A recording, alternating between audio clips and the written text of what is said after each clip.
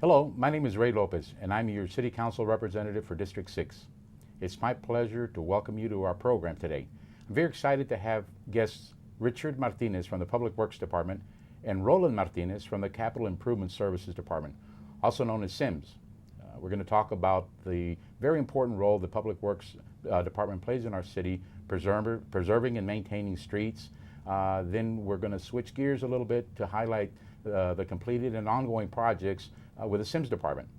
Now I'd like to welcome to the show my first guest, Richard Martinez. Richard, welcome. Thank you, Councilman. Well, it's great to have you here, and I appreciate the fact that we had good weather coming into the city today. I know that that's been a little bit of a challenge over the weekend.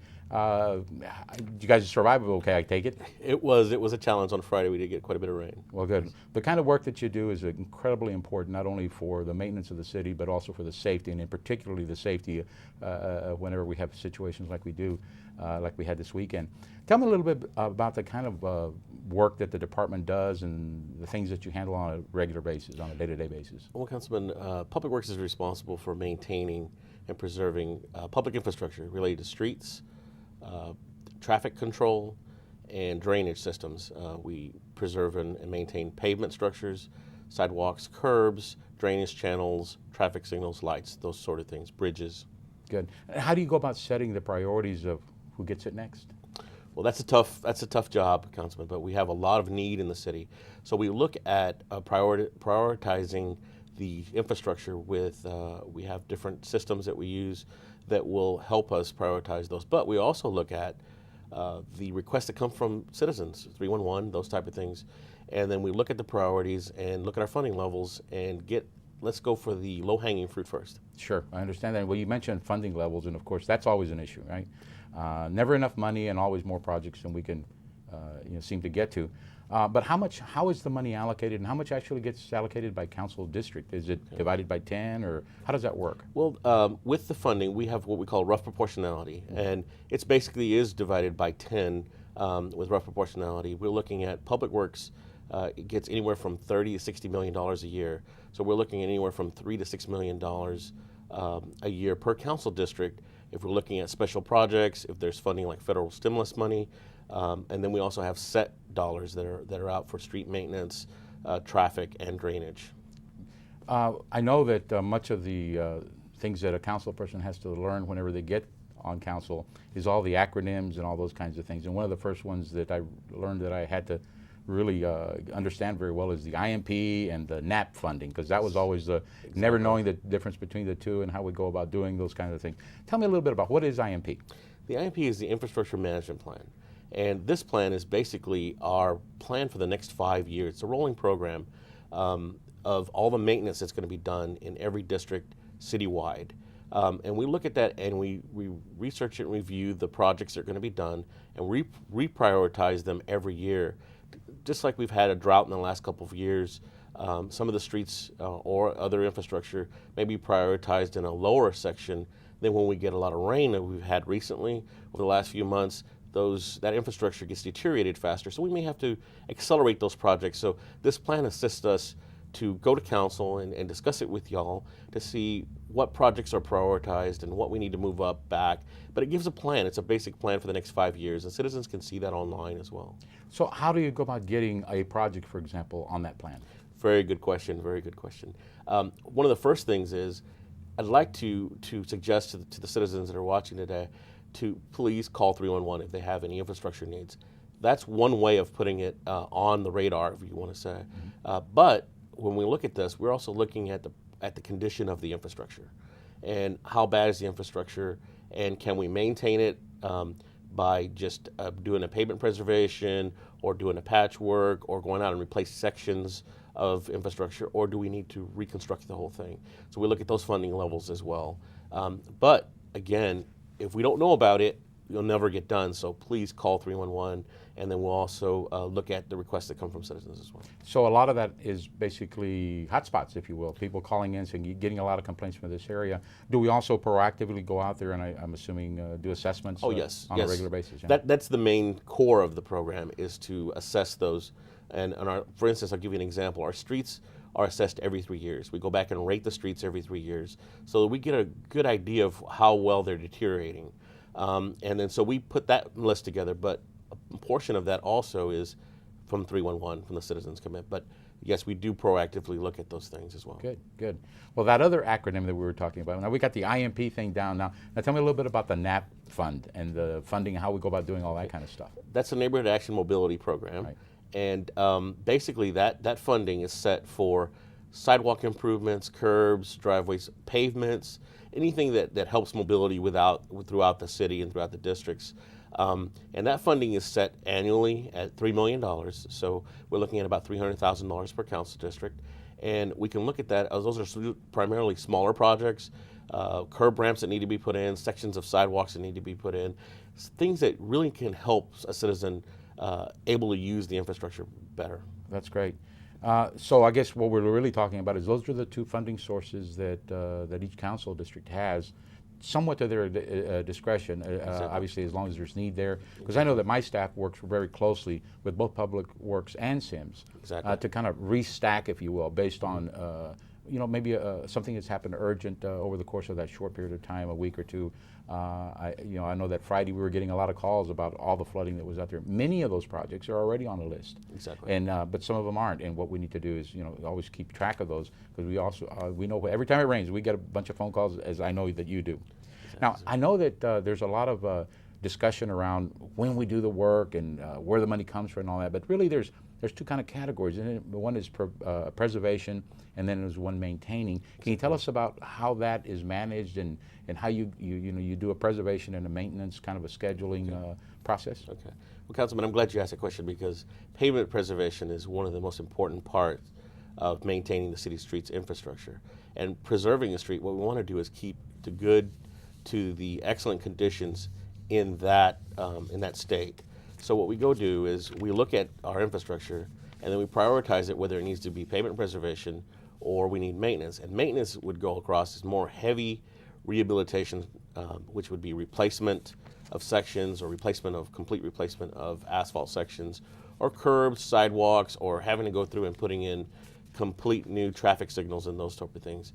So I like to use the analogy is preservation is like changing the oil in your car. If you change your oil every 3,000 to 6,000 miles, you're going to get much more out of your vehicle, much less than just not changing your oil, waiting for it to deteriorate and die. So preservation to me is very important, and we're basically putting topical applications to maintain those streets and keep them in excellent condition. Well, that's good information to know. How do we do some of that communications with the public? Is there any way that a person, just a regular person out in the street, could figure out, well, I need to put this in the maintenance, or I need to ask for help here? Sure. Or do we just kind of wait? No. Again, use the 311 system. They want to call in, or they can call our offices, and we'd be glad to go out and explain that and give them the conditions of their infrastructure in their area. But when we do go out and maintain the streets, depending on if it's rehabilitation or pavement preservation, we first of all put door hangers out and let them know exactly what's going to be done on their infrastructure out there. So that helps a lot, because they ask a lot of questions. They want to know exactly what is the difference of pavement preservation versus rehab, and we explain that, and then they understand what's going to happen as we go through the process. But the first thing is, door hangers go out, and then we look at other avenues to communicate, like community meetings, those sort of things. Well, good. Well, that's really good information to have, and I know that many of your folks from your staff, as well as yourself, come to our town hall meetings, and there's always a lot of interest from the public on when am I going to get my street fixed, and why are you doing this one versus another one. Tell us a little bit about what people should kind of assume when they see something being done, and then basically they go like, why are you doing that one? Why aren't you doing this other one? It seems to be worse. Because I know that happens from time to time, and there's always a good rationale for it. Exactly. Talk a little bit about that and why that may sometimes seem to be an imbalance, but in reality it isn't. You're exactly right, Councilman. What we look at is we're looking at different types of applications throughout the city. One of the biggest things that we get is that when we're doing a pavement preservation in a neighborhood, we try to do complete neighborhoods when we do that. They could be crack sealing, it could be fog sealing, scrub sealing, those minor applications. And then we may be doing a rehab, which is a more reconstructive type of activity. And we look at the funding levels across the districts, and those are primarily more expensive to do.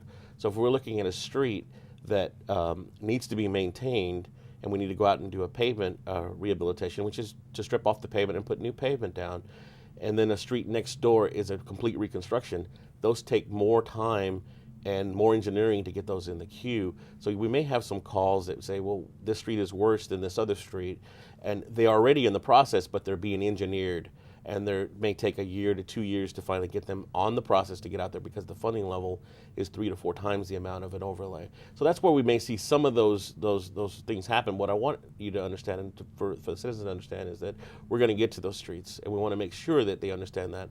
And the communication part is the most important part, so they understand where we are. Good. Now, talk a little bit more about the information, for example, that's online. Oftentimes, they certainly can call your office. They can certainly call my office, but they can also go online. Talk a little bit about that. Yeah, on the city's website, in the Public Works section, you can go into any of the infrastructure, which is traffic, drainage, or street sections, and take a look at the IMP, in the Infrastructure Management Plan, and see what's on the plan for the next 5 years.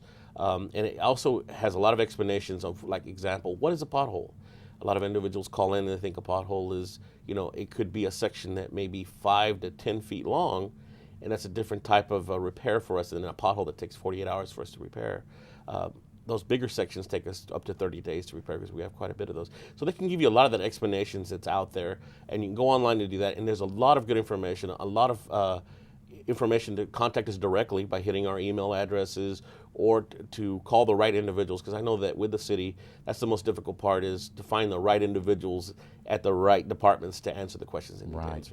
Well, I know we're getting ready to wrap up here. We've got about a minute left, and I'll try to ask you a short question and not put you on the spot. Sure. But I know that we work real close with other agencies, like school districts and the county and others, to kind of coordinate our projects.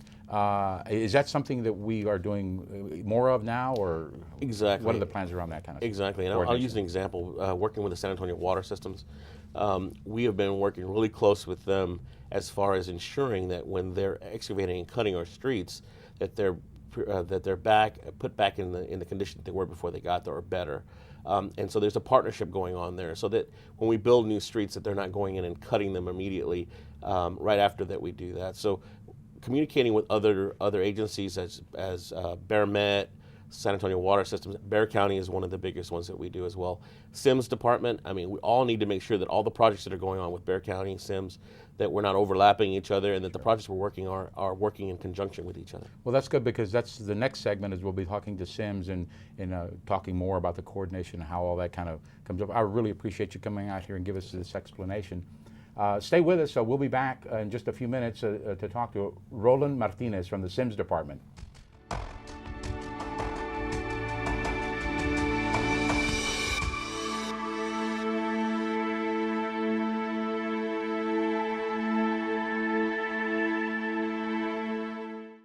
I'm Ray Lopez, your District 6 Council representative here at Tom Slick Park, ready to enjoy the day with my family. Our parks offer a wide variety of fitness opportunities for the entire family. My wife and I want to lead by example and teach our grandchildren the value of an active and healthy lifestyle. We invite you to bring your children and grandchildren out to the park. You'll make memories and put them on the right track to fitness. Join the Parks and Recreation family. Get active and get fit, San Antonio. This is the hand that sows the seed, that grows the forest, that gives shape to the wind, that carries the kite, that is flown by the child, that is loved by the woman, that gives to EarthShare, that supports the hand. EarthShare is the workplace giving program bringing the leading environmental groups together. Support EarthShare, support them all. To learn more, please visit our website.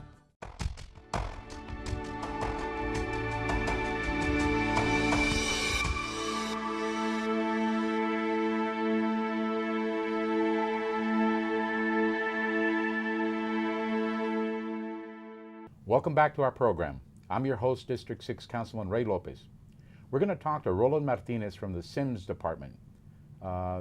Roland, I know that SIMS is one of those acronyms that when we get on council, we try to learn. We were talking with Public Works earlier, and I said, well, that's one of the toughest things for council people to do, is to learn all the acronyms. And you guys are just full of them, I know that. Yes. But they all have a really good meaning, a good identifying activity that goes with them.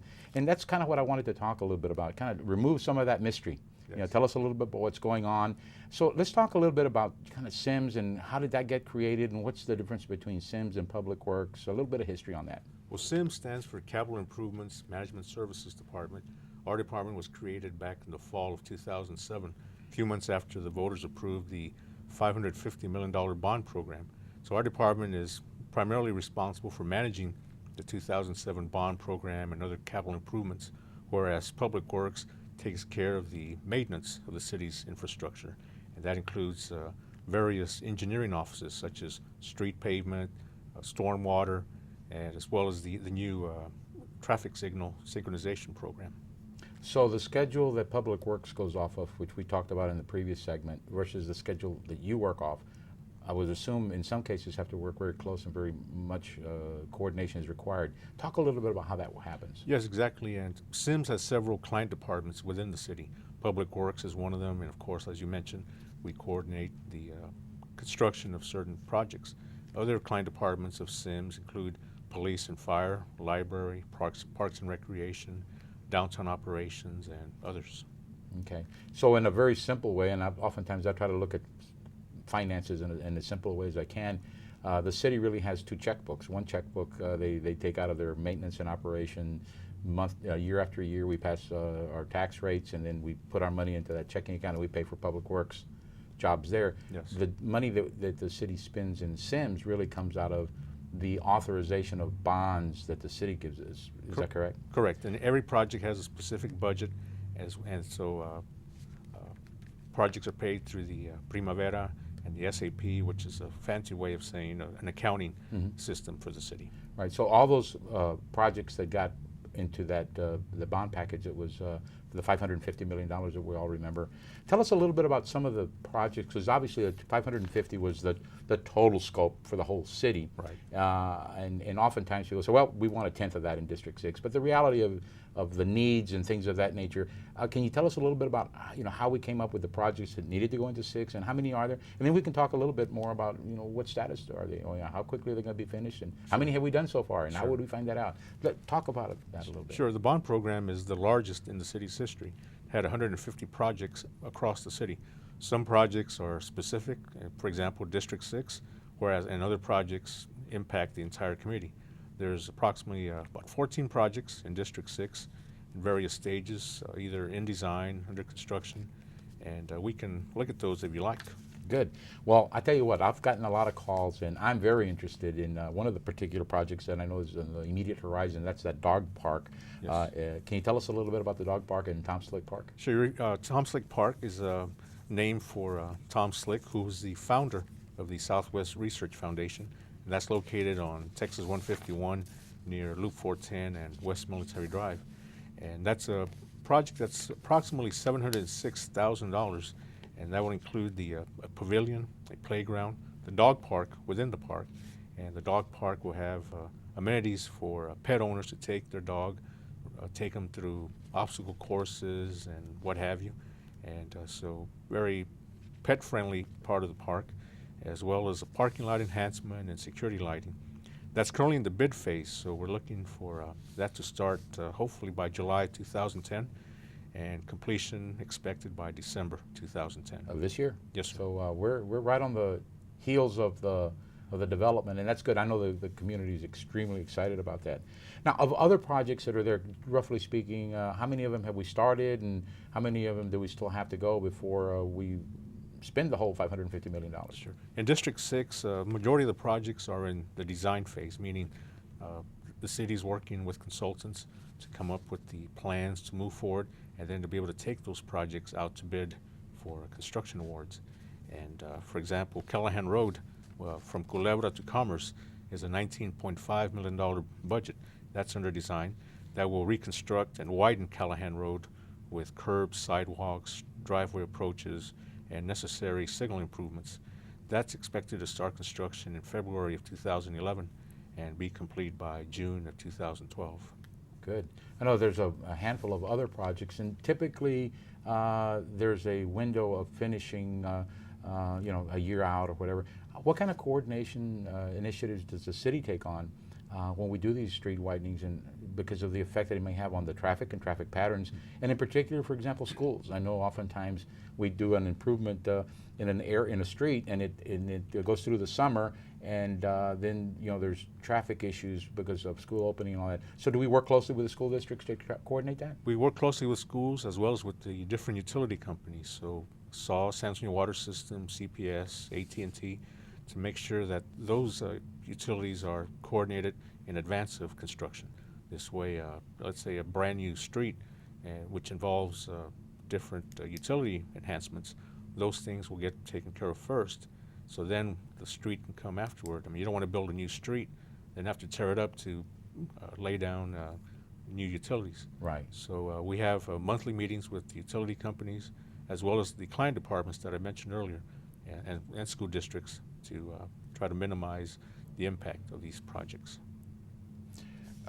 That's great on the streets, and I know that there's a lot of work happening through that. Can you talk a little bit about the creekways, and particularly maybe Culebra Creek and, Sure. and a couple of other of those projects? Because I know a lot of folks, especially over the course of the springtime when there's a lot of rain, we get a lot of water in those creeks. Right. And there's a lot of, I know, work that's being done in that area. Can you talk a little bit about that? Sure, I've had several calls from people asking me, what's that big hole over by Culebra Road in 1604? Well, that's the Culebra Creek Regional Stormwater Facility. That's an $8.2 million project that's currently under construction. And that's actually a funding agreement between the city and the developer out in that area. And so this project, when completed, will divert floodwaters from Elotes and Culebra Creeks. And that area, when there's a lot of rainfall, tends to be prone to flooding. So this project will alleviate a lot of that problem. Now that's actually the headwaters for both of those Yes, two correct. creeks that come in. So that's a collecting point, very much a collecting point. I know that Yes. I drive by there, and you're absolutely right. Everybody says, what's that big hole in there? Well, now they're beginning to see what the impact of that hole as we're going through a rainy season, and they see the water flowing through there. Yes. So yeah, it's a great thing. I can also look on a map from time to time and see that really is at the, if you will, at the high end of District 6, and water will obviously flow all the way through. Tell us a little bit about all those connectors and the additional projects that ultimately wind up out near Port San Antonio, up in that area, trying to control the flooding and all that, just on a large scale. What is the plan going forward for that? Right, and this project is scheduled for completion in June 2010. And as you mentioned, completing the project and then continuing on downstream. And the plan when these projects are put together is how do we plan and complete and prevent floodwaters from downstream. So Yeah. and then Port San Antonio has a major project starting this summer, 36th Street, and that will be high impact and serving that area and all the traffic that will be coming through aircraft and big trucks and what have you. Yeah, we're real excited about all the construction that's happening out in that area. And again, last few weeks we've been hands-on, if you will. We've actually gotten into four-wheel drive vehicles and driven where we can throughout that whole Culebra Creek, linear park program that we've been working out there. And I know the progress is coming along, and everybody's excited to have it ready to rock and roll, as they say. Now, if there's so many different projects that are happening, Yes. how can the public kind of keep track? I mean, obviously they can always call my office. I'm sure they can always call your office and get Yes. information. But if they wanted to sit maybe in front of their computer, is there a way for them to kind of keep track on how their special little projects are Yes. coming along? Last year, the Sims department initiated a web-based dashboard, and this is available to anyone who has internet capability. And citizens or anyone, city council, can view the current status of a specific project by design phase, what stage it's in, or is it on time also. And that's very transparent and visible. And Sims is committed to being as transparent as possible with our citizens. And also at different construction sites, there will be city signs out there telling you what the project is. And every project has a capital project officer. And so that person's name and title, phone number is on those signs. And citizens are encouraged to call those project officers if they have questions. For example, when is this project starting? When is it going to be finished? And I noticed this, for example. Well, can you answer that question? Or they can always call me at 207-1011. I can answer the question or direct them to that project officer. Well, I know that, as I said earlier, you're doing so much work, and I'm going to ask you to look into your crystal ball and tell me, at some point, obviously, we run out of projects. We're going to finish these projects. What do you think's in store, and what's the timeline for perhaps consideration for the next bond? Well, this bond is, we're committed to having it substantially complete by June 2012. And our director, Mike Frisbee, who's a city engineer, addresses City Council and the Citizens Bond Oversight Commission on a regular basis. And City Council, city leaders have been asking questions about, well, when do we anticipate the next bond? And so talk has been of perhaps May of 2012. And based on the city's financial capacity at that time, we will determine how big a bond program we could move forward with. So the input from the citizens will probably commence within a year? Yes, I anticipate about a year before the election, we'll be having public meetings, different committees to look at the needs around the city. And the last bond, for example, there was an online suggestion box, which was very helpful. And we'll be communicating that with our citizens and city leaders and just encouraging them to give us ideas on what they see as far as infrastructure needs. Fantastic. Well, I think the one word that you used that I think is key to the whole thing is communications. Yes. And we're looking forward to that communications with the public. We're all excited for the work that you're doing, and thank you very much for that. My pleasure. Thank you for tuning in. I'd like to also thank all my guests that showed up today, and I look forward to our upcoming shows. And until next time, I'm your City Councilman Ray Lopez, and thank you, San Antonio.